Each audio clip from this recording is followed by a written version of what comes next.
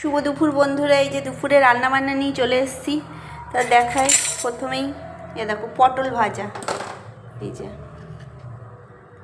পটল ভাজা। আর এখানে আছে এই দেখো ডিমের ঝোল। আজকে ডিমের ঝোল বানিয়েছি, পটল ভাজা, ডিমের ঝোল। এখানে কি আছে, ও এখানে পাট শাক, এই দেখো পাট শাক করেছি। এই পাট শাকটা এত সুন্দর কচি পাট শাক ছিল না, এই যে রসুন ফোড়ন দিয়ে পাট শাক করেছি, ডিমের ঝোল করেছি, পটল ভাজা করেছি।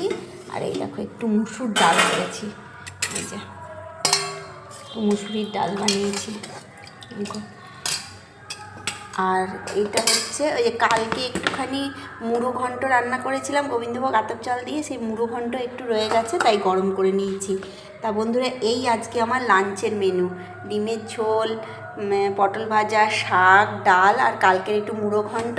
আর এই দেখো ভাত উগুর দিয়েছি, এখনই হলো ভাত উগুর দিয়েছি। তা ভালো লাগলে আমার এই লাঞ্চগুলো, যদি লাঞ্চের মেনুটা যদি তোমাদের ভালো লাগলে অবশ্যই লাইক কমেন্টস করো, আমার চ্যানেলটিকে একটু সাবস্ক্রাইব করে দিও। টাটা।